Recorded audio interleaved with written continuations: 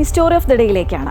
വയനാട് ഉപതെരഞ്ഞെടുപ്പിൽ മുറിവേറ്റ് അകന്നവരുടെ കൂടിച്ചേരലിന്റെ വേദിയായി ചൂരൽമലയിലെ പോളിംഗ് ബൂത്തുകൾ. ദുരന്തബാധിത മേഖലയിൽ നിന്നും ജില്ലയുടെ വിവിധ ഭാഗങ്ങളിൽ മാറി താമസിച്ചവർക്കായി പ്രത്യേകം സജ്ജീകരിച്ച 3 ബൂത്തുകളിലാണ് വോട്ടെടുപ്പ് നടന്നത്. പൂക്കൾ നൽകിയാണ് വോട്ട് ചെയ്യാനെത്തിയവരെ ജില്ലാ ഭരണകൂടം സ്വീകരിച്ചത്. ദുരന്തം നടന്നതിനു ശേഷമുള്ള ആദ്യ വോട്ടെടുപ്പ്. ചൂരൽമലയിലും മുണ്ടക്കയിലും കഴിഞ്ഞ വോട്ടെടുപ്പിൽ ബൂത്തിൽ സജീവമായിരുന്ന പലരും ഇന്നില്ല.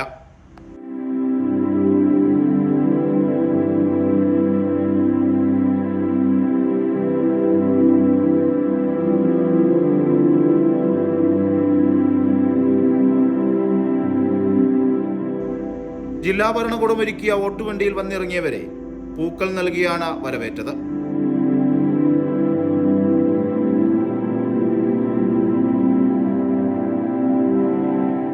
മാസങ്ങൾക്ക് ശേഷം കാണുന്ന പഴയ അയൽവാസികൾ നിറഞ്ഞൊഴുകിയ കണ്ണുകളോടെ പരസ്പരം വാരിപ്പുണർന്നു. തങ്ങളുടെ പ്രിയപ്പെട്ടവരെ നെഞ്ചോട് ചേർത്തു. സുഖമാണോ എന്ന ചോദ്യത്തിനപ്പുറം ഇപ്പോൾ എവിടെയാണ് താമസം എന്നതായിരുന്നു പഴയ അയൽവാസികളുടെ ആദ്യ ചോദ്യം. വോട്ടുവണ്ടിയിൽ വന്നിറങ്ങിയ VK മൊയ്തീനെ കണ്ടതോടെ താജുനിസ ഓടിച്ചെന്ന് കെട്ടിപ്പിടിച്ചു.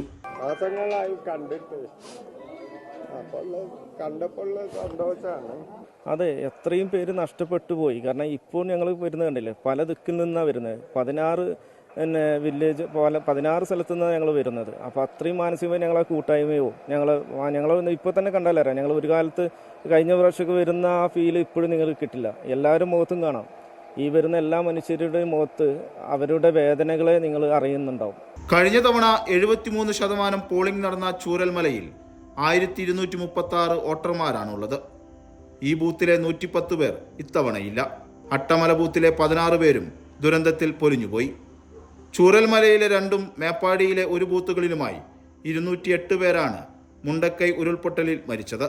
വോട്ട് ചെയ്യാനായി എത്തിയ മിക്കവരും തങ്ങളുടെ പഴയ താമസയിടങ്ങളിലേക്ക് പോയില്ല. കാണാനുള്ള ശക്തി നഷ്ടപ്പെട്ട പോലെ. ചിലർ ദുരന്തഭൂമികയിൽ പോയി അല്പനേരം നിശബ്ദനായി നിന്നു. പിന്നെ വോട്ടുവണ്ടിയിൽ പുതിയിടങ്ങളിലേക്ക് മടങ്ങി, വിങ്ങുന്ന മനസ്സുമായി. ക്യാമറമാൻ അമർജിത് കൽപ്പറ്റയ്ക്കൊപ്പം രതീഷ് കുഞ്ചത്തൂർ, അമൃത ന്യൂസ്, വയനാട്.